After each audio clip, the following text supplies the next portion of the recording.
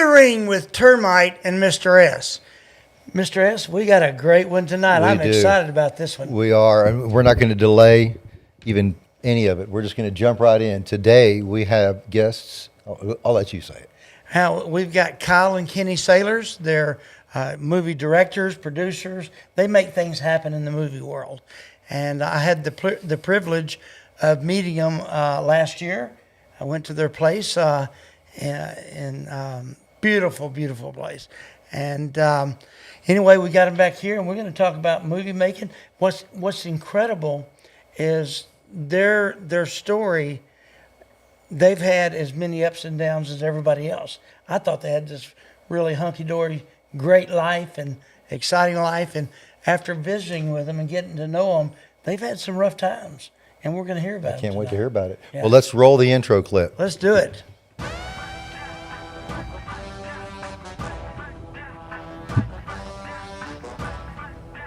Ladies and gentlemen, welcome to the main event on In the Ring with Termite and Mr. S. Tonight, we've got two special guests stepping into the ring.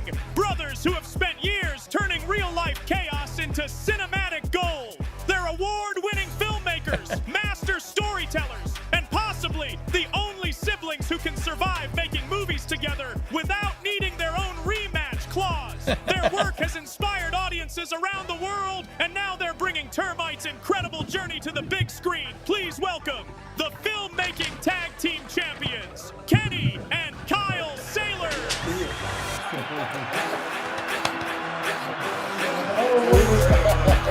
It's a Royal Rumble over here. Wrong sport, but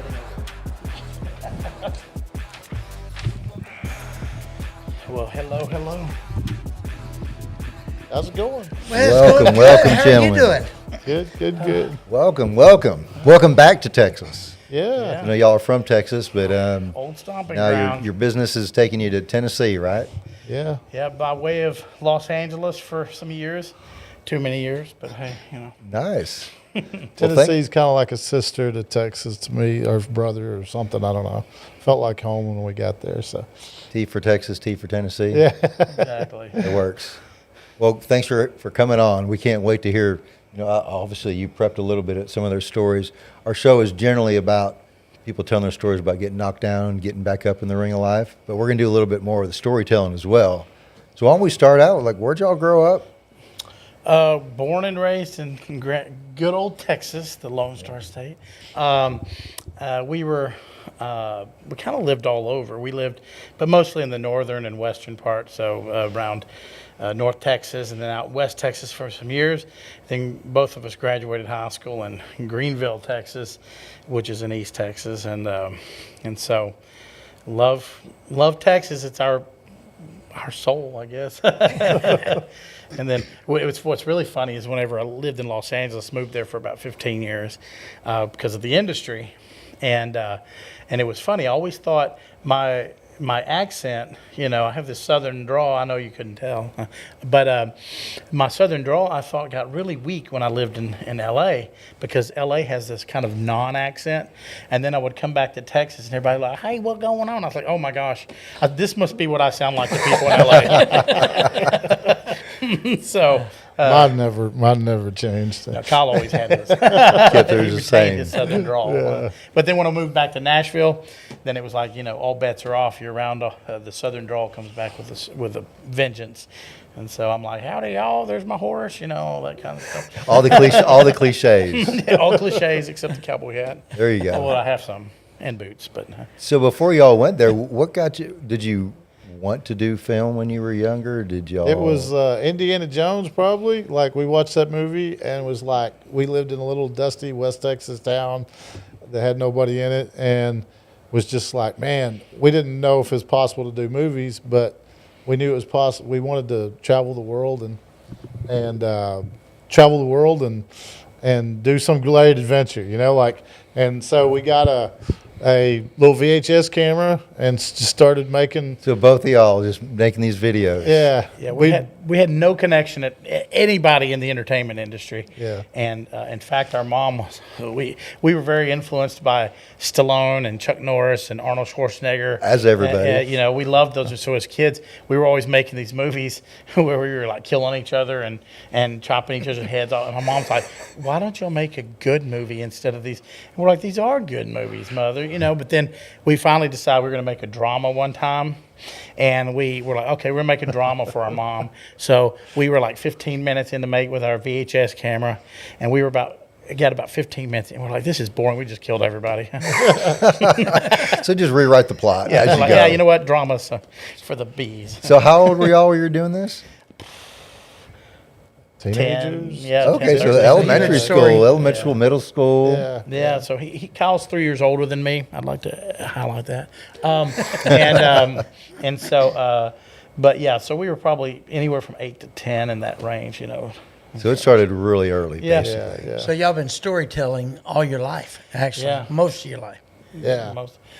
What also a little funny anecdote is we before VHSs. I mean, we sound like we're dinosaurs. And you say this when before there were Before color VHSs TV. and color They're television. like, what is a VHS? You got to Google it. Ask ChatGPT, what is a VHS? Yeah, it's like, but before there were VHSs, VCRs, long before we ever did, we had a cassette recorder. And well, no, I should say VCRs were around. We were just too poor to have one. Okay. that's the story. And we would take VHS cassette tapes on the little recorder, and we would set it up and record movies, just the audio, because that's all. And so we would record like Rambo was kind of pointless. It's like, whoa, Not much dialogue. you know, I'm coming to get you, and then, but we would listen to them at night. We would just play it, and we had one of those fancy tape recorders that automatically switch sides. Ooh. And so we would sit there and we would listen to them, and we would replay the movies in our head at night while we were listening. And because we had bunk beds, Kyle was on the top bunk, I was on the bottom bunk, and we just play the tapes. And Superman was a popular one. We'd like to listen to that one with Christopher Reeve, the original. And so that was, it was weird. We're not even sure because our parents are not like creative like people like that. It's like, where did this come from? They're Nobody- wondering how our nobody in our kids got family this does. way. Yeah, it's a God-given gift or a curse depending on the year. Sure.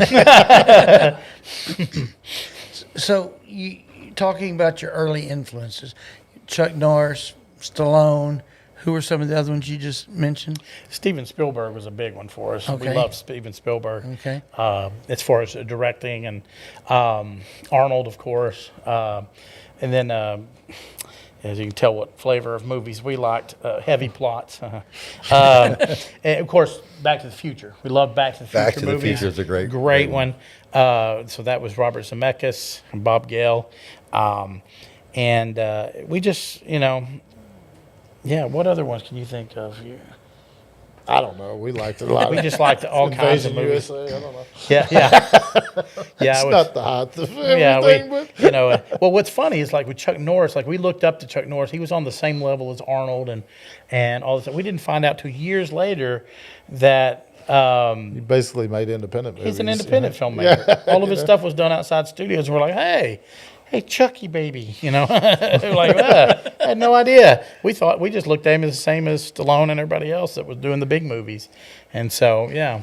And Rocky, the movie, that changed my life, like, and certain movies just changed our trajectory, changed the way we thought, changed what was possible, gave us and so we weren't around people who dreamed big or anything like that, but it was movies that inspired that, I guess, yeah, like Rocky IV, we knew we could defeat Russians. Yeah. There you go. But you make a really good point. You're not around people that necessarily inspired you. It's like, where did this come from? Yeah. And that's Yeah. kind of, you grow up in a small town, you think kind of small. So Yeah. that's a huge shift. Yeah. Very true. We were talking the other day, Kenny, and your parents weren't real influential on helping you get dream a lot, were No, our parents divorced when we were young, and so we went and lived with our mom. And our mom the sweetest lady in the world, super meek, humble Christian lady. And really, all the good things in our life came from our mom, honestly. And what has made us survive is her prayers. That's no doubt. We'd probably been off in some ditch in L.A. years ago had it not been for her. But you know, actually, most of our family thought we were nuts. So, you know, to be perfectly honest. Well, hold on. I didn't say you wasn't. Yeah, well, that's fair. I've gotten to know you. That's fair. Yeah, that's fair. Matter of fact, I'm going to agree with them.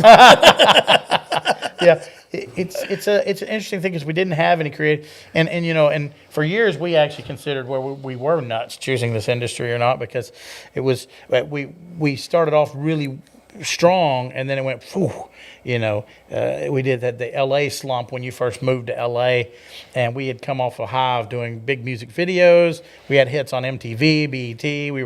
We were like big dogs, and we were doing great, and we're like, we wanted to be movie people. And this was in the late 90s. And then all of a sudden we realized movies is a different industry. You got knocked down. Yeah, we got KO'd like Tyson in his prime punching. But you got up. That's what let's this jump into story's that. about. So our format is that we did our first part. Now we're going to ring the bell. Let's go into that. Now, so that was your early years. Now you've gone to LA with some success. You've done these, you said, music videos. Yeah. Now you decided to switch into the movie. What was so different about it? Well, here's the one. I hadn't told a lot, I guess. When we'd done these, it was really the first ever animated rap music video, and it had like Masterpiece, Snoop Dogg, So Shocker, like the whole collection of like, it made like Animated. rap music history, and it was animated, Really? Okay. yeah. And now, you know, probably some kid could make it on AI in 10 seconds. Yeah, don't Google it, please. Yeah, it's terrible compared to like Toy Story, But, you know. yeah. But back in the day, it was the biggest on MTV's most expensive videos. Our second video, our first video was $600. Our second one was on MTV's most expensive videos. So Man, that's it was a big jump. It was a quick jump. But then one of the guys, we met this dude there. We started doing a lot of music videos and stuff. And then we were partnered with an animation studio in Texas. And this guy that had a big private jet, we won't name any names, but he had a private jet. He's like, man, we'd made this little small film, and he goes, I want to remake it. I got a deal with a big studio, and we want to put you guys as one of the films. And so he took us out to L.A. He had a big mansion up close to Michael Douglas, and he had an office on Wilshire on the penthouse. All the right, you know, like, all right, man, we've arrived. We're rolling. We're made gonna it. do this in style, yeah. And then his partner like just kind of disappeared, and we never saw him again. And then later, I don't know how long were we there. I don't know before this. I mean, kinda all went away. This was the little bit of backstory before that is we had a deal going with the big studio. September 11th happened, collapsed the deal, and so we were kind of You got knocked down We got again. knocked down again. I mean, we had a 1-2 punch and a 3 actually, and a 4 and a 5 actually after that. But this was when we first experienced in LA, because we got in. We'd actually, when we were leaving music videos, we had a business partner who robbed us, stole all our money. So we ended up with nothing. We did all the work, ended up with no gosh. money. So we ended up out in LA bumming around, but we had a deal with a studio, a major studio. We would met some guys. Our agent had gotten us set up. We go in there. We didn't tell them they had to ride the bus to Universal, you know, or to I'm sorry, the unknown studio. And we were involved in a deal there that was going to change our life. And then September 11th happened. It collapsed, and a friend gave us a little bit of money to just do an independent film. So we came back to Texas and shot it.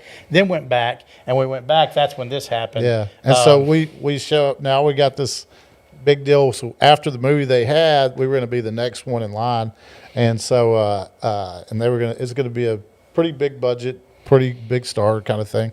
And then one day we roll over to the office, and there's chains around the with locks, and they were gone. And then we were like, and no one told us nothing. It was just like it just overnight. It's just all gone. So we're already in California. We're like, we're not going back to Texas. We're going here back as losers. Yeah, we're not going back to tell everybody how we're not making this movie now. And so anyway, fast forward a year later, you know, we start doing production, everything we can. And then a year later, we run into his wife in the grocery store. I'll let you. Yeah, Leslie. And yeah. she was the wife of the main guy who was the main finance guy. And we were like, hey, Leslie, we're like, what happened? Like, everybody just disappeared and nobody ever returned her call. And she goes, oh, you guys don't know what happened? We're like, do this look like the face of someone who knows what happened? And so she said, we all need to come to my house and I'll tell you what went on. So we went to her house, had dinner, and she was like, me and him, we have divorced and all this stuff. And we're like, okay. And then she said he was a trust fund baby, getting money down and using, but his family cut him off from the trust because he was getting too out of control. And so he went and was getting money from other sources to finance these movies. And we're like, oh, okay. And she said, and one of those sources was Hamas. And we're Oh like, my God. we're like, I'm sorry. Are you talking about the terrorist organization, Hamas? And she's like, yeah. And when he screwed them over, and we're like, okay, like what? So we're glad it wasn't our movie that bombed, or it might have been. Yeah. You're not literal, associated. It might have been a literal bomb if we, But luckily, we got out of that. We look at it as God saved us from a really horrible situation. It didn't put us in exactly the best situation because we were at ground zero again. But yeah, at least we didn't have Hamas after us. Wow. They spent their time going after him. Thank God. So, And but at least you didn't quit. You Yeah, come back no, again. we kept going. Got into another deal. We had That no was options. Yeah. We gave ourselves no options. It was, How'd you do that? So what made you not quit? Because there are options to quit, because a lot of people do. Yeah. I don't know. Well, I don't know what else I'd do. I have no other skill set except being making cool What did y'all do? movies. You said you picked up jobs like doing like producer or what No, kind of- in high school, I worked at Ace Hardware.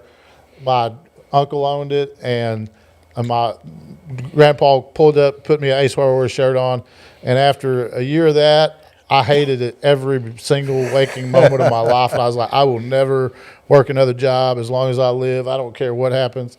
But also, we had tasted success, so we had. Okay, so you knew it could be done. Yeah, we knew it could be done, and so we had. Once you know it's possible, then you can't say, well, it's not possible in this category, because we know it's possible. Yeah. Okay. Because everybody, when we had this success, no one could ever have said, oh yeah, you'll have a success in this. It was ridiculous, kind of like, we were little kids almost dealing in the big rap world. And we learned so many valuable lessons of people you trust, people you know, people you don't trust. Because our next situation, I'm talking about a 1, 2, 3 punch, is we had written a script that got into traction of a big producer, and he was like, I want to do this movie. So we're like, oh, this is great. And so they put us up in an apartment. We're paying for it, and they had like this boiler room Almost going. forgot about this Yeah, one. the Yeah. boiler room going of all these people calling up investors, just raising the money. And so we had an office. We'd go up there. We were like, man, finally. And they were paying for us a place. They were paying us a little bit of money. We were like, okay, finally. Oh, we're finally getting good on one of our scripts. They pulled together a few $1,000,000. They were trying to raise like 25, I think, for it. And anyhow, one day we show up there, and again, we're the masters of showing up at the wrong place, at the right place at the wrong time.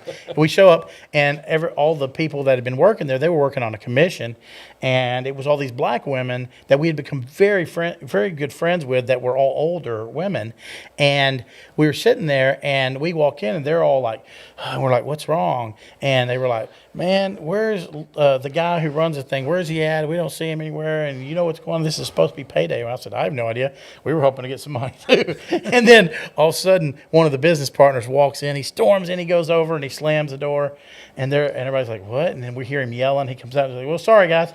He goes, so-and-so, the other guy. He took all the money. He drained the accounts and left. And we're like, what? And Welcome to Hollywood and then again.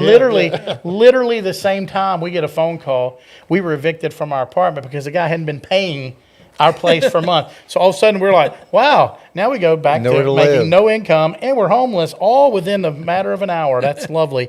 And then this one sweet woman we call her our black mama because she was this black woman who was right there, and we were just like, man, we don't know what we're going to do. And she goes, I know what you're going to do. She goes, you are like my sons. And she said, you're going to come. I have a 2-bedroom apartment. And she goes, y'all going to come live in there until you get on your feet. And she goes, I'm going to take care of you. And, wow, what a godsend. and we were like, wow. Well, she lived in South Central L.A., so all of a sudden we were living in the hood. And but you know Boys what? in the hood. Yeah. So all of a sudden we were in South Central L.A. And we were in the Bloods ran our neighborhood, and so we would be out just taking a walk around, and they're just like, Our car breaks down. The first week we get there, literally, our car breaks down, and we're like, are you kidding me? yeah, we're like, so we have to walk everywhere in the hood, and everybody and the gang members got to know us because we were always walking by, and they're like, who are these two white boys just walking around here? But Like, and we're just like, hi. We had already been around the culture, so we were used to, and we're just in our mind, we're like, we know y'all's heroes. Now, we ain't going to tell them that because they would think we were crazy, but obviously they already thought that. So Yeah, so we were a lot, even a lot of our African American friends were like, man, I'm not coming to pick you up in your neighborhood. You're gonna have to, get a bus out of there. They're like, I can't even believe y'all live down there. And we're like, well, we're not bothered by it because I guess we were so used to the gangster rap because we worked a lot in gangster rap when we did music videos, and so I guess like home. Yeah, we were like familiar with the culture, so we just take walks out in the neighborhood, and everybody's like, huh. And I mean, there were gang shootings. I mean, gang members would get shot, and I had to, you step over their body to get in sometimes. And I'd have to be telling the cops to be like, hey, can I get in my place? And they're like, what are you doing over here? I said, I live here. And they're like, oh, get inside. And so, yeah, and we were there for about a year. But that lady, I mean, it was she was so great to us. And we love her to death. And we're still friends with her to this day. But she was with us for that period of time. So, and then after that, we finally got a movie. And it kind of put us up where we were able to start making some money, and we were able to get out of that situation. But we had to go through a 1, 2, 3, 4, 5 punch about right in a row there in the first 3 or 4 years of living in L.A. That was just like where most people would quit and just go back home with their tail tucked between their legs. And we finally figured out, I think, the common factor was if people were questionable early on, and we knew there was certain questionability, Flags. but because we wanted to do movies, because we wanted to do it so bad, we ended up going into partnership with people who were questionable. So in the end, what it did is we realized the number one thing, if you're going to do something, is great people, great causes, great purpose, great adventure. So that became our metric. If it can't be these things, we're not going to do it no matter what. Yeah. And once we ever implemented that into here's number one, instantly, almost like those kind of situations evaporated because you stopped instead of wasting the next year because, oh wait, this could be a movie or this could be a whatever project. It was, if it's not a great person, all that's just doesn't matter. It's all the pop. Yeah, well, for example, we had done a film with a guy who was a holy terror. We produced it, he directed it, and then they came back. This was early on. We learned this lesson too. Another lesson of they came back and we said we're never doing a movie with that guy again. Then a studio came to us, and this was after all this other stuff. Studio came to us and were like, hey, but we'll give you this much money, and we're like, okay, we'll do it. And then we got in there and we learned the lesson: never do it for the money, and because our motivation was never the money, we just wanted to make a living. Obviously, or we would have been out early on. And that's the thing is we learned over the years then, because you make money. You make a lot of money when you get successful and you start making it. But when somebody's intention coming into this industry is to make money, then they're not somebody you want to deal with, because you got to do it for the love of the art and the creativity. Yeah. You can't do it for the love of money, or else you're going to be really depressed. Or if they say, I want to be famous, then you're just like, famous. Run. Run as fast as you can. Yeah. And so, like that movie, we went through this big mess for like a year. We got tangled into that movie. We left. Never doing that again. We're never doing anything for the money. We're doing it for the love of what we're doing. And then that's when we ran into a project we shot in Korea about North Korea, And then Robert Redford saw an early cut of it and was like, he became our big champion. And we premiered at Sundance in '09, and it changed our life. And that was really the big turning point of our life. We had success early on. We went through this big lull for a long time, for years, of just hammering away, and we started getting back success. Then we just changed the trajectory of our whole life when Redford got behind us on that and started. And then we spent the next year around the world going to all this stuff, and we realized, look, we can tell documentaries, we could control a little more, and so we got into documentaries, but we could tell the stories of other people and bring awareness to all the pain and suffering of women's rights issues and different things in the world, and that's what we did, and we had immense success, and that's what took us to the next level. And then it was some years later, we were like, okay, let's get back into narrative script making, because that's what we really are passionate about. But we still love documentaries. So, Man, that's awesome. So it's been a ride. That was the big breakthrough then, was It the was. Robert Redford. Yeah, it was. We owe him a lot, and he just passed away recently. Oh, wow. And Yeah, I heard that. But yeah, he was.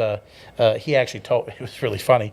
At the last night of the Sundance Film Festival, I saw him at this party, and I went over and I said, Mr. Redford, I said, well, thank you. We really appreciate you believing in the project and all this. And he goes, y'all's was my favorite film of the festival this year. And I said, thank you. Can we put that on the box? He goes, no. But what happened? And he smiled. What happened is that because of that, it was about North Korean refugees, which we had tried for a few years to make it to a movie, and it just couldn't get made. So we said, let's do a documentary, and because it premiered in Sundance and it got all these festivals all over the world, but then the Department of Defense and the State Department got involved, and they wanted to screen it at the Capitol. Well, the first movie ever screened, they had just opened this visitor theater, so it was the first time they had ever filmed something outside of their little video in there, and so they invited Congress to the screening, and they flew in the defectors from Korea, and they came and they testified before Congress. And so we're sitting here having... We were there for like a week and a half or so, and in all these hearings for Congress and stuff, and we're like, that's crazy. Our little movie is literally changing the world because it was affecting, because they were applying a lot of sanctions on North Korea at that time were being based upon the testimonies that came from our film. And we were like, that's wild. And because man. they showed it there, they showed it at parliaments, they showed it in Korea, at their Congress. And so this we did it because, well, number one, it was great people. The lady that we did it with, that was her passion, and it was a great adventure. Oh, we can go to Korea. So it met all our new metric. As to why to do it. Yeah, as to why to do it. You just didn't foresee all this. Yeah, and I thought possibly no one would ever see it because it was a small documentary on a topic that nobody wanted to talk about. And back then, nowadays, everybody watches documentaries. Back then, documentaries, we were kind of before that golden era. So when you did a documentary, they're like, oh, you're a filmmaker. Oh, you're a documentary. You make documentaries. You get labeled. Nowadays, they look at one and the same so we're grateful. But we kind of played a part in that too by the success that we had in documentaries of kind of helping pave the way for what documentaries are today. And so, yeah, That's awesome.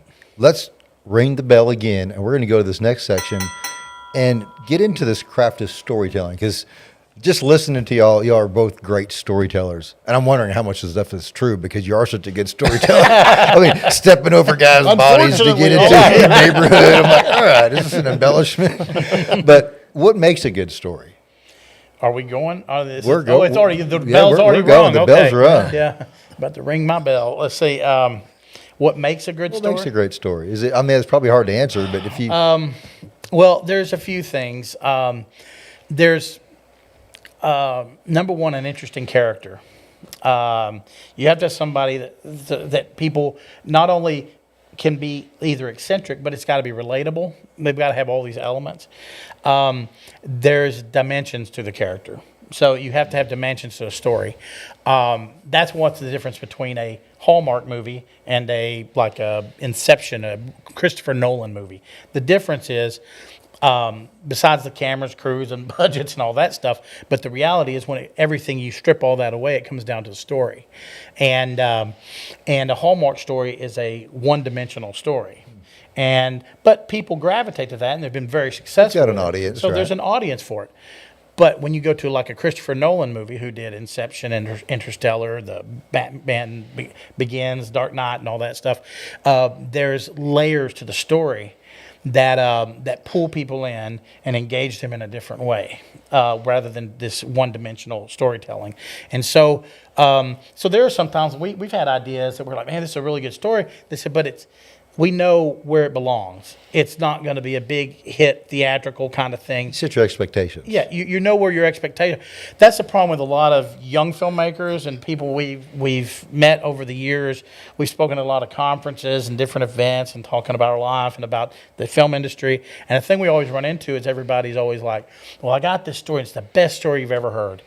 Okay, You've heard they're that not before. the best story you've ever heard. Most of them, but With an exception of this guy. yeah, Termite's got a good story, and he's definitely got the eccentric, interesting character, and also relatable, and so, but it's like when you meet these people, their expectations, every one of them want to be, oh, this is Blockbuster. this is going to be the big movie, and da-da-da. And I'm like, yeah, you're barely going to be making it on Hallmark, and so people have to gauge their expectations of what a movie is. But when you start getting beyond that, the fantasy idea, and you start getting realistic, it does change your perspective of film and the story that you're going to tell. But it also shows, if you look at your favorite movies, whatever they are, like, for instance, we've all walked out of a $200 million movie that we were just like, that was a waste of our life. And it was because there was no, it didn't matter didn't have how depth. much the stars, it didn't matter the spectacle, it mattered was the story. And that's all, if the story's missing, there's no amount of spectacle and stars you can put into it without that there. Yeah. So that is the core of Everything. And we do see that a lot nowadays because it is Nowadays. easier to make something, presented really nice and explosions and all Yeah. that. The visual, it's there, but the story is lacking. Yeah. And everything, when you strip it down, you've got. That's why some movies that have may not have the highest production value, but have a killer story can do so well, is because people gravitate to a good story, and when you're lacking a good story, there's not much you can throw at it to make it redeemable. How do y'all personally tell if a story's good or not? It's an instinct. It's okay. I think. I mean, I really think it's an instinct. Would I watch this movie? Yeah. Yeah. Because it takes so long to make a film, to make a documentary, to make a whatever. It's a huge investment of your life with no real knowing up front how successful it will be to an audience. And so you're investing a big chunk of your life. Do I want to spend the next X amount of thousands of hours for this story to be told? So once you get out of that bar and you escalate, like, okay, this story is worth being told because I've got to invest a big chunk of my life into this. Interesting. We'll look at it. So Yeah. you're invested just your It's time. an investment. Yeah. Yeah. You spend countless hours. And that's what people are like, oh, you make a lot of money in movies. Yeah, but not by comparison to how many hours we spend on it. Because, see, this is one of those things that when, what's that saying? There's a saying that's like, if you do something you love, you never work a day in your life. Right. And that's the way we've suffered. We've gone through a lot of ups and downs. We've suffered a lot. We've made sacrifices. We've made incredible sacrifices for this industry, but it was because of the love of what it is we are doing and what we want to do, and we've sacrificed intentionally. Most people are not willing to sacrifice. That's the They biggest want the thing. return immediately. Because they think, oh no, I'll just get here and do this. But when you want something and you're really passionate about it, you're willing to sacrifice for it, and so over the years, we've made a lot of sacrifices, but we've also learned to value our time. And so that's why we get pitched projects all the time, but we don't take every project because some are pretty good, but it can't be pretty good. It's got to be a great. A mass market appeal type of project. And because we're investing, and I always say this, is I look at our day, every minute, as a bank. If every minute was $1, where are you going to invest that minute? Where are you going to invest that dollar? Are you going to do it? Are you going to waste that dollar? Most people just waste their dollars. You got to look at it as every day. There's 24 hours in a day, and you can only use them. And you use them one time, and you have 24 hours to invest it. So where are you going to invest it? Are you going to make an investment in the future, or are you going to just waste it? And that's really what it comes down to. No matter what industry you're in, whether you're in the film life, yeah. or everything, that's just life. Where are you going to spend that 24 hours of investment of time, money that you have?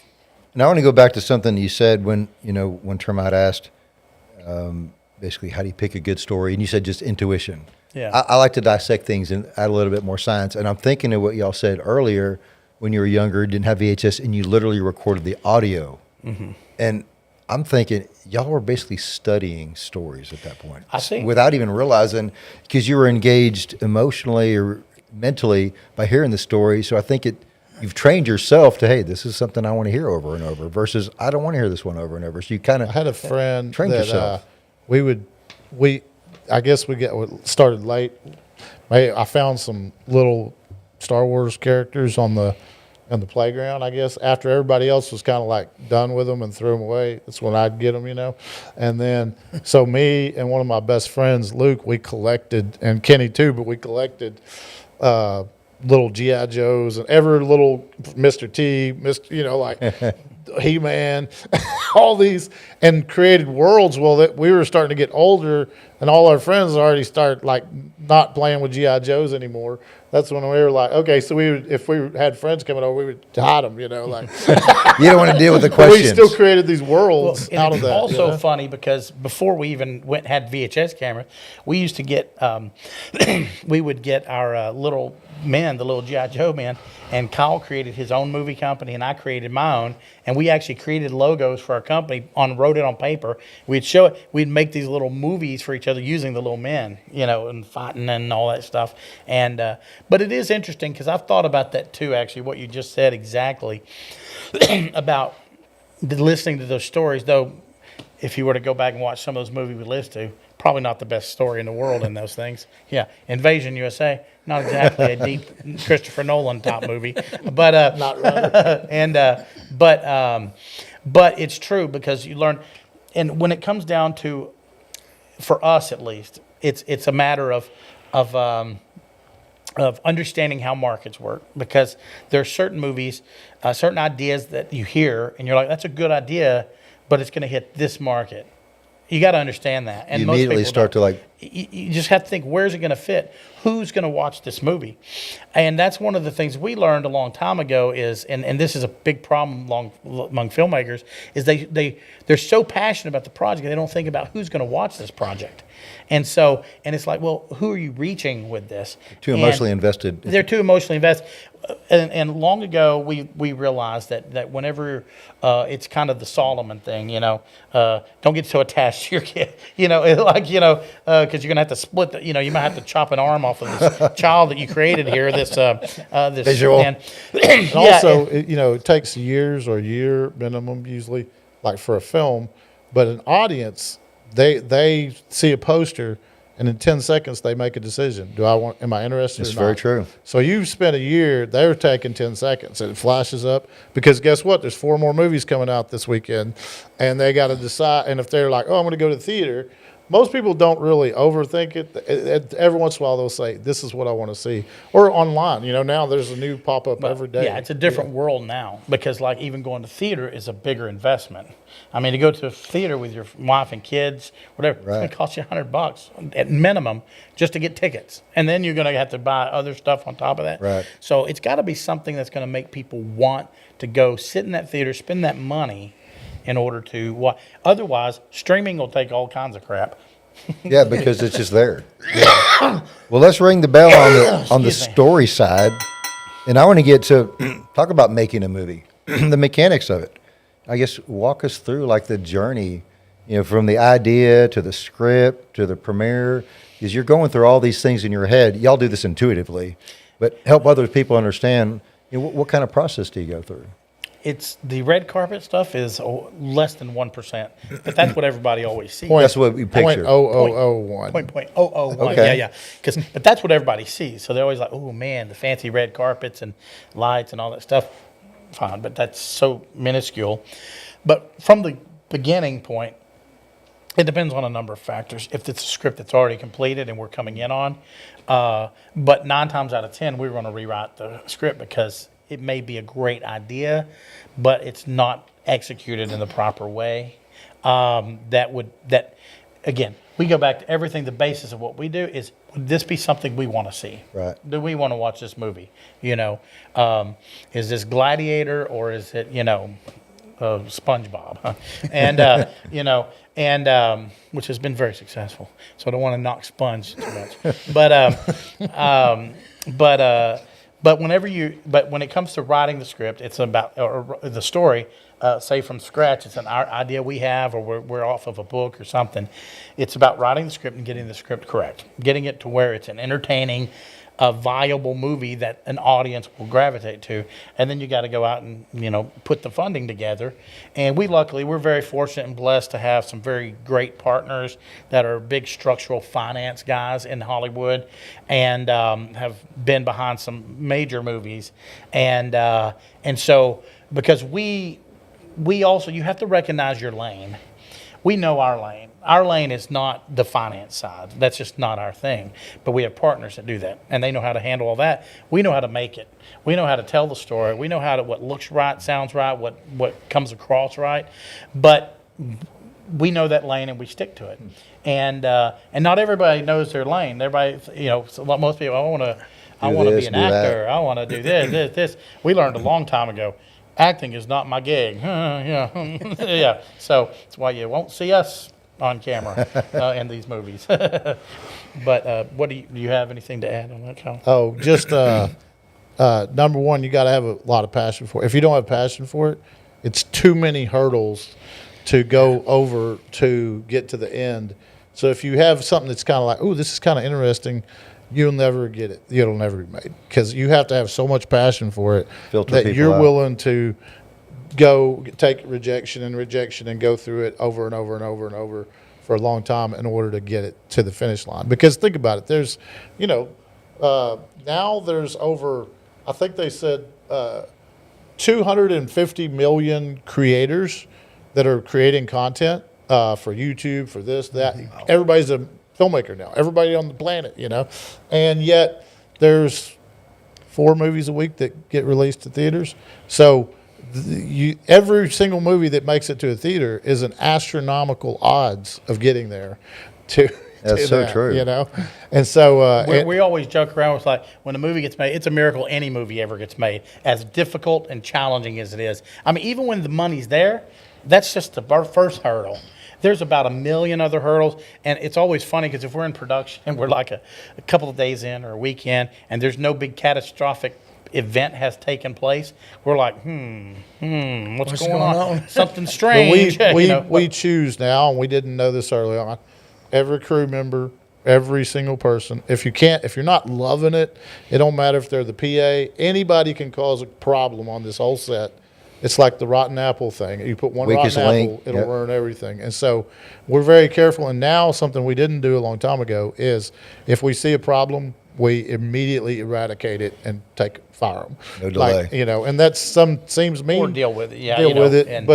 But like, you pull that problem out immediately. And we have fun sets. People walk away from our sets. Some of the crew who've worked on the big Marvel, the big this, that, they'll come off our set. They'll be like, man, I remember why I got into movies in the first place. We had so much fun because we're like, if you can't have fun doing this, you shouldn't be doing it. And not all problems come from people. There's weather. There's locations changing their mind. Or going location going. Oh well, we can't use that. There's a million things that go wrong, and that are out of your control. So one of the biggest things is be calm, collective, and just be like, okay, well. You always have to have we have a solid group of people around us and the first AD and all these different departments that are pivotal in those quick change decisions where we sit down, but you have to be calm and go, okay. And we actually operate really well in high stressful changing situations like that. Like I don't just get wildly out of control. I just go, okay, I sit there, I'll just sit down for a minute and okay, well, here's what we'll do. We'll just shift this around here, and you just have to be that way. you know. Now, when it's coming to personalities of people, that's a different story, but it's a little bit, because producing in particular is management of personalities, because you got a crew of anywhere from 30 to 150 people that are all different personalities, and they're clashing with each other and all this stuff, depending on how long your shoot is and how big your crew is. But there's always going to be personality conflicts, and you have to manage those. Movies sound glitzy and glamoury, but man, it's a lot of work, and it's a very high stress thing. But we've learned how to deal with it too. Once you've done it for a while, you just kind of roll with it, and yeah. You just made me think of something. I've been wondering this. Are you filmmakers? Are you producers? Is there a technical difference?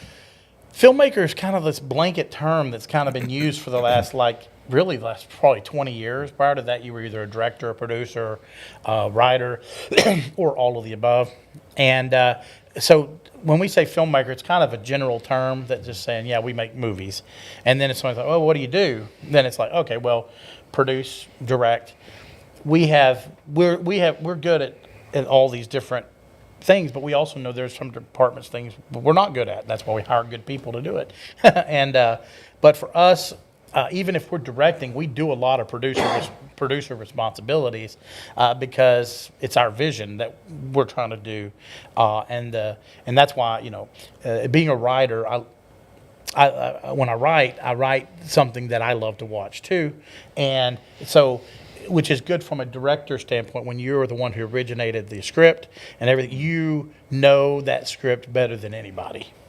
And so that helps the whole process. Because we became producers before we became a director, we're budget conscious, so we know if we don't get it done, if we run out of money, we ain't going to get it done. We're not like, you know, Universal can just hand you more money. So if you're doing independently, this is your budget, period. So you have to compromise and figure out, okay, when something goes wrong, how do I get it done? And so when we go to be a director, then some directors are like, no, I envision this one certain thing, and if it's not that way, we're going to move the earth. I don't care if it costs $1 million to do this. We have to have this couch, you know. Yeah, and It's the idealism versus being practical. Yeah. And in the end, if the audience is paying attention to your couch, you're not a good director because they're lost in the story.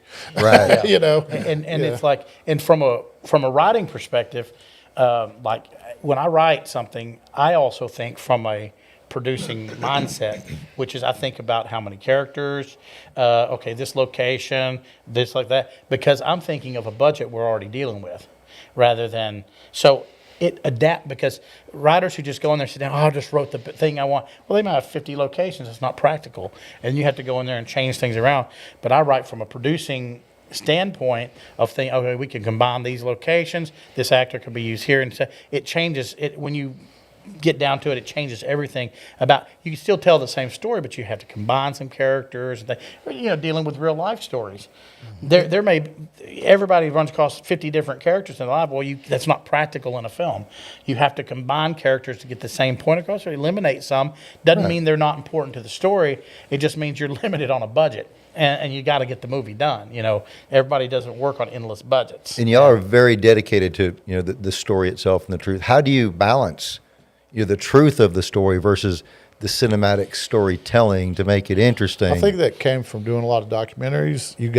I think when you do documentaries, your goal is not to tell your perspective. Your goal is to tell the truth, whatever it is, and you're capturing truth. So I think when you start from there, even if it's fictional characters, based in a truth line, our actual slogan is entertainment with purpose. So we try to make everything we do, no matter what it is, there's got to be a redemptive value at the end of the day.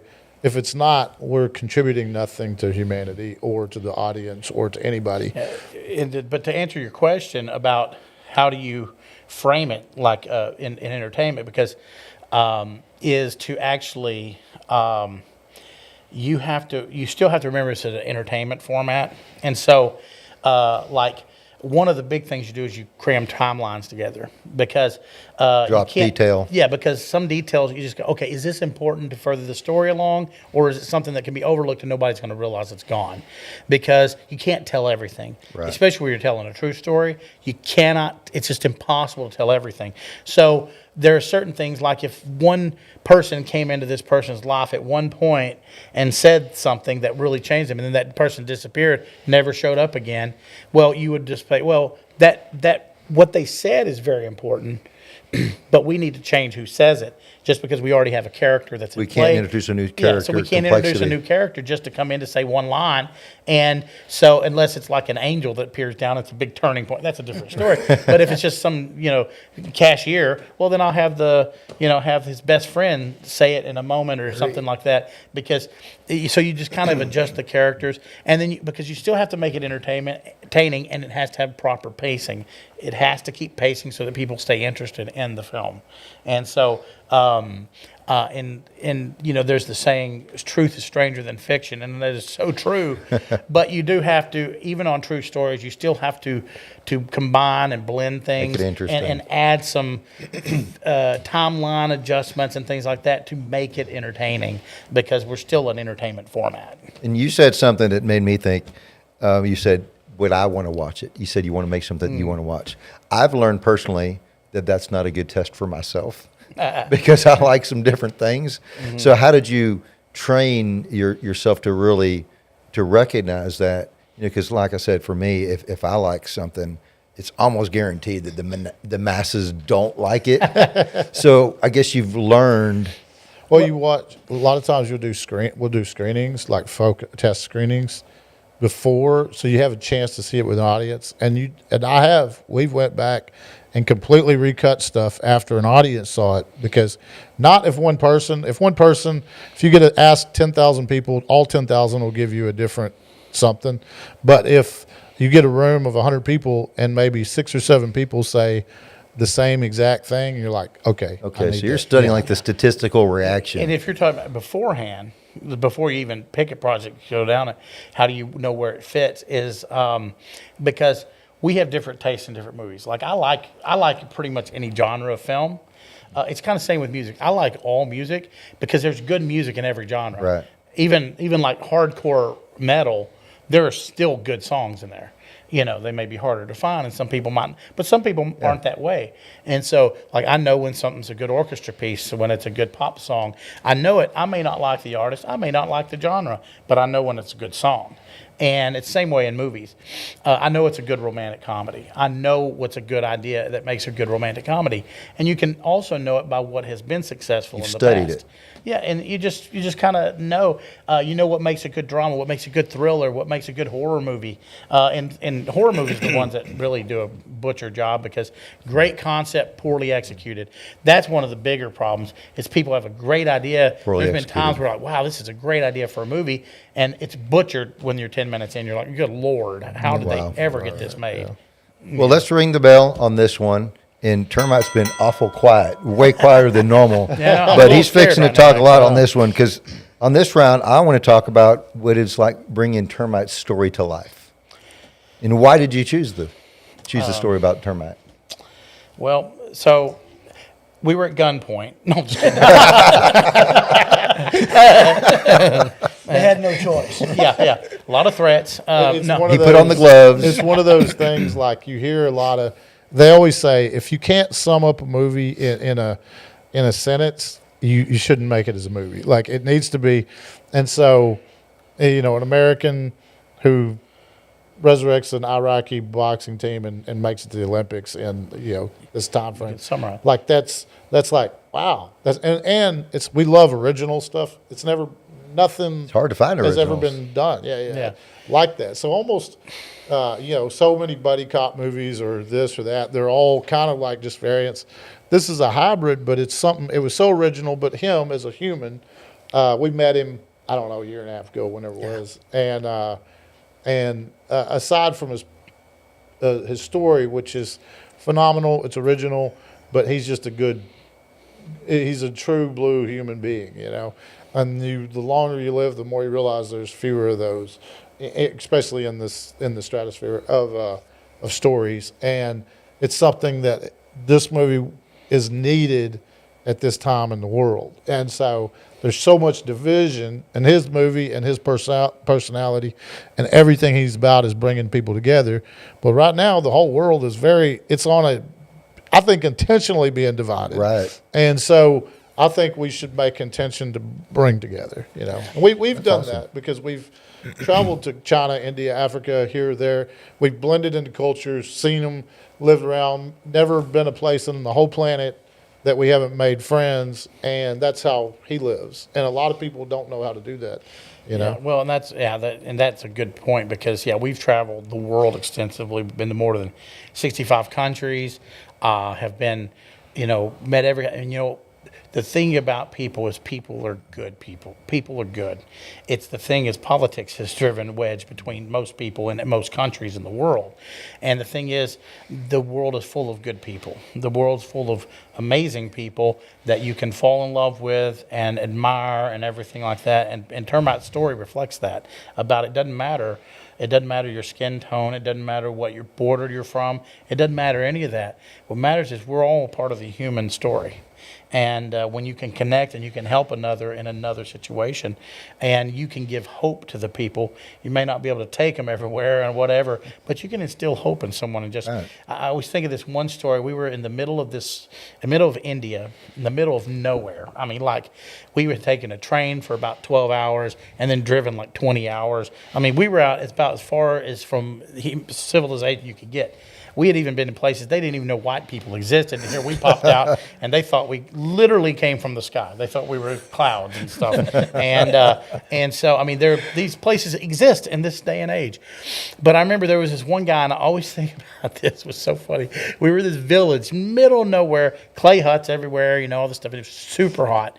And we're walking along, and there was this one guy who was he was this old man, sitting with his little turban on his head, and he was just super dark skin, and he was this Indian guy with his little skirt on, no shirt on, and he's just sitting there. And the whole day we're just kind of around this village, and he's just like, and just got this scowl on his face while he's looking, and I kept seeing him, and then finally we walked close enough to him, and I went by, and I just walked by, and I said, "Hi," and he goes, and he had 2 teeth, and he just put this biggest smile, and he was like a different person. Because Interesting. we could judge somebody by looking at what they are because they're sitting there, across the way.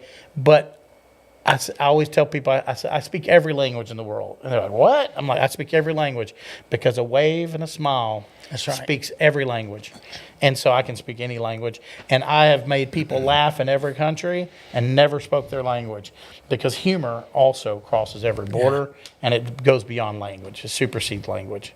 And a smile, a wave, and a little bit of humor.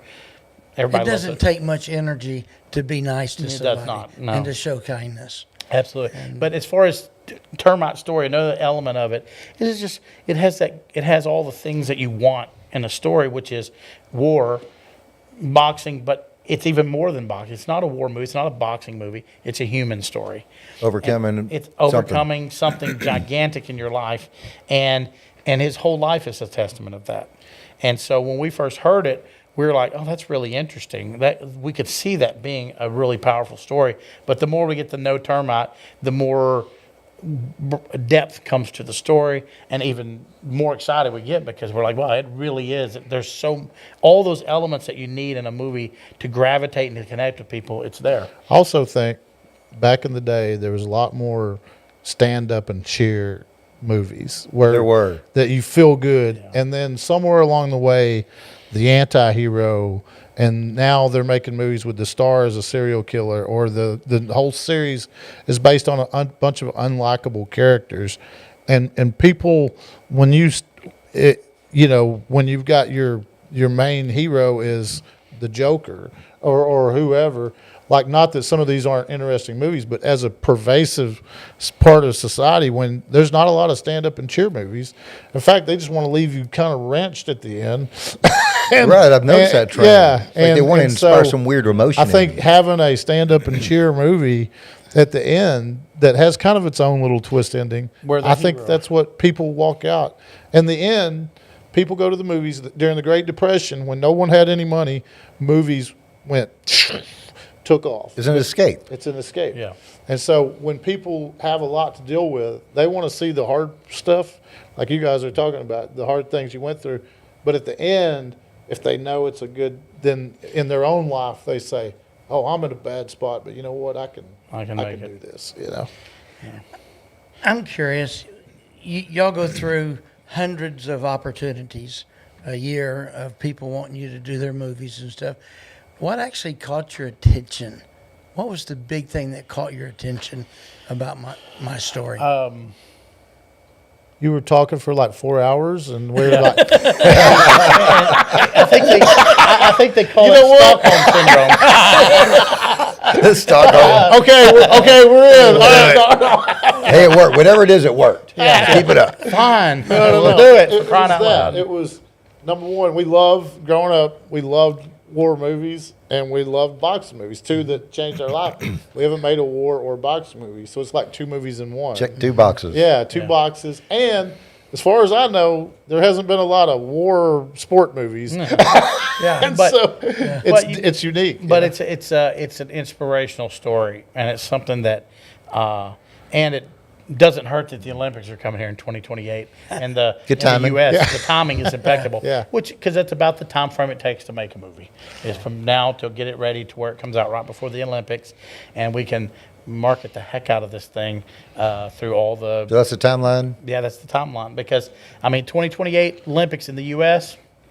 That's a perfect time to put this out. Remind people that hope exists in the world, and that it doesn't matter how much division, all that stuff that's going on in the world, that we can And still unite. And that's come that together. one time every 4 years, people think that way. Like the Olympics inspired that. Like, hey, even though we're competing, we're fighting, we're doing it together. And so I think that's why it is. I'm glad it started now, because if it had just been the Olympics last year, it would have been like, because it's timing is everything, and it also, even corporate, a lot of times people get a movie done and they immediately, let's hurry up. And we've had it happen on things we were involved with that somebody else controlled the deal, and they immediately signed a deal without ever, like, we got to get it as fast as we can.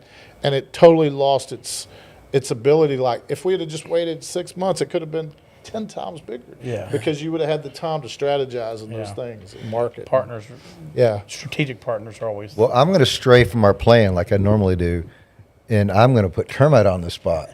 What is it like sitting here interviewing these guys that are making a story of your life? What is this feeling like? Great question. First of all, it's incredible. It's something I just thank God for. That I thank God that I was the one that was able to go to Iraq and help people. It could have been somebody else, but what's going through my mind is that I'm in awe that it's actually happening. For so many years, I've turned this down. I don't think we went into detail, but I've turned down several other filmmakers because they wanted to do different things that I just wouldn't do.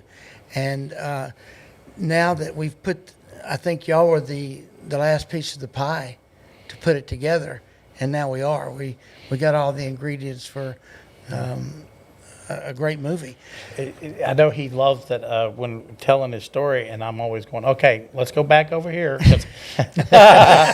Let's stay on. About the tangent, man. Well, it's all the details, right? You can't tell every detail. All the details. And that's where even that's one thing I was telling, because we've been spending time with him this week, hearing his story, and I'm taking notes and we're recording it and everything. And I keep telling him, I said, try to remember everything, because little details that you don't think matter could make a really strong point in the movie, because you just don't think about it. But from a film perspective, it could mean a whole different thing. And I mean, there was one of those things, we had a couple of those things today. I was like, oh, wow, that's a really good, that's a strong, valid point that has, and I told Termite what it was, and he was like, oh man, I never even thought about that. And I was like, yeah, exactly, that's the whole point. Little detail. Causing him to dig into his brain and remember things that he hadn't really thought about, in a long time. But there's one thing that you're wrong about, and that's what you just said, is you said, anybody could have done it. And that's not true. That was destiny. Yeah. So this movie is a movie of destiny. And no one else could have done it, because that was your destiny.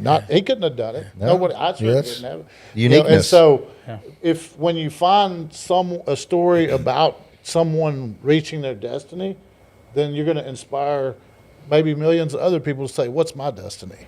I can do nobody else. You were just killing bugs, And so Well, I'm just enjoying the ride. It's been incredible. I'm happy as can be. I'm happy to be, partnered up with you guys. Y'all have made a lot happen. We've got great partners, Bob and Stefan and John. We just got a great team. Team, yeah. And Mr. S, this is a team effort. It's not a termite deal. It's a team. And I'm tickled pink, as we say here in Texas. Well, that lighting makes you a little red.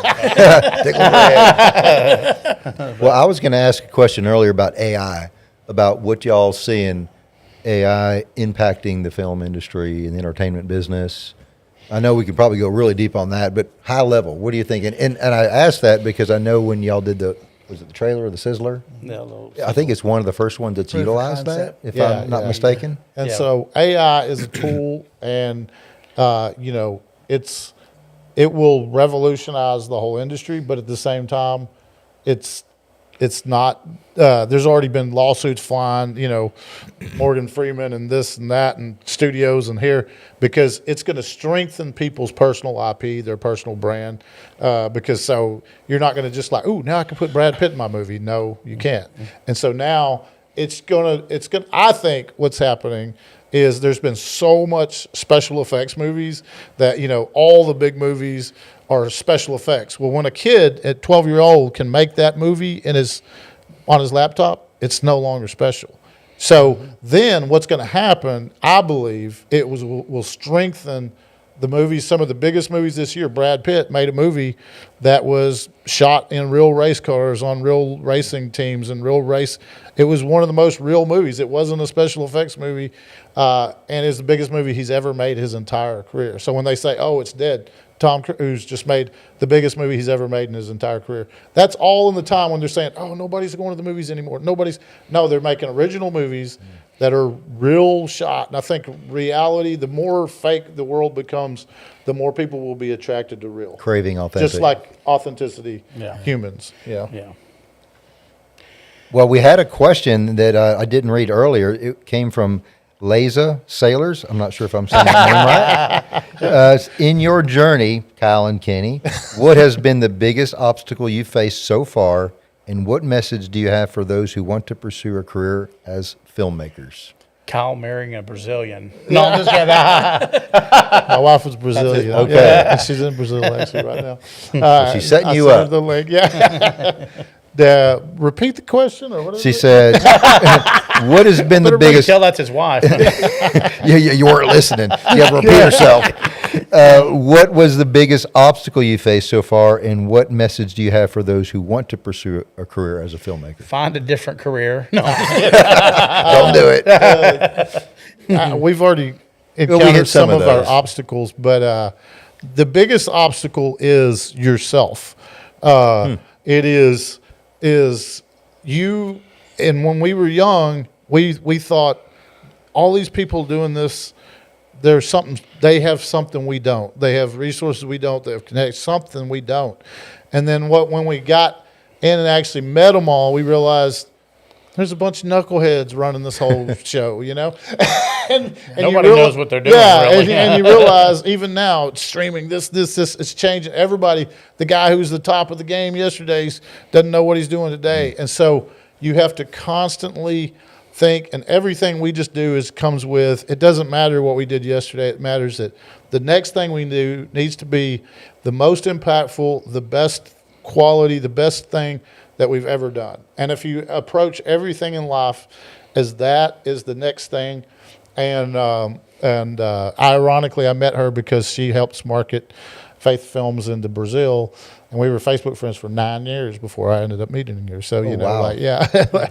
but so no. No, I mean, we've talked about plenty of obstacles. Yeah.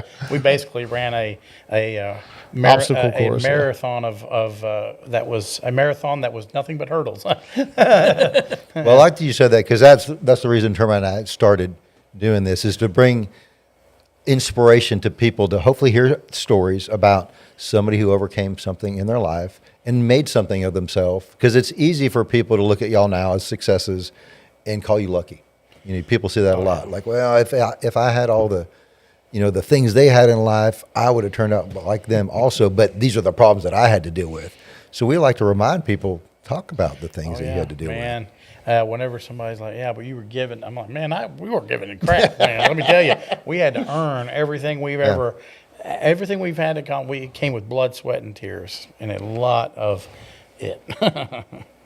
Well, we're drawing towards the end. Yeah. And I was going to say, to close it out, what would you like the people to get from your sharing your journey? So when y'all are gone, what do you want to leave behind as legacy? What do you want people to get out of what you contributed to this art? Well, go ahead. You go ahead. You first. Age before beauty. I believe that's why I like to inspire other people, because I was inspired by when I had no opportunity, no possibility. I would sit there and watch a movie, and that said, I want to do something with my life. I don't care what's around me. I don't care and so I believe that's one thing you can impart to millions and tens of millions, hundreds of millions of people, is that, and that hopefully that we can make a film that'll be enough to compel them to action for their own life. And if every single person rose to their destiny, whatever that is, can you imagine the world we would live in? Powerful. Pretty awesome. As far as legacy goes, I mean, I think it's just a don't give up. If they were to hear our story, success is a process. It's not an immediate thing. And you got to believe, and you have to have passion in what you're doing. If you don't have enough passion, you'll never survive. Right. And that's what, we see that a lot with filmmakers. They're like, yeah, well, I got to do this, I'm going to, we're like, look, if you're not passionate enough that you would die on that hill doing what you're doing, then it's really, you're never going to make it, especially in an industry this cutthroat and challenging. So I think our journey would just be one of tenacity. Just keep going. If you really want to do it, and if you have a story to tell, then keep on, keep pushing. Don't ever give up. And I always tell people, I'm like, there's 1,000 no's for every yes. That's right. Numbers game. It is. It's a numbers game. It's odds, the percentages. And so just remember that you may be on your 1,000 no, but the next one could be the yes. That's right. And all it takes is one yes. 1,000 no's, one yes. Yeah. Love it. And so, That's it. Well, thank y'all so much. You've been very entertaining. You say you don't want to be in front of the camera, but this has been great. I've really enjoyed it. hey, I've enjoyed just listening to you, and I've been talking to you for days now. And I'm just sitting here. Yeah, I know, but That's you've been talking. That's why you're quiet now, because you've been talking for days. This is the quietest he's been in a long time. Y'all must have wore him out. We've been talking all night, most all day, and it's been fun. Mr. S is going to be like, hey, can y'all come before every podcast and talk to Termite? Well, we had a great time. So once again, I appreciate it. We like to end every show because we remind people that they are in a ring of life. It is a battle. So we like to look into your own camera and we say, put up your guard. Put up your guard. Because life comes at you fast. Keep your guard up. Keep your guard up. Give it a There it look. is.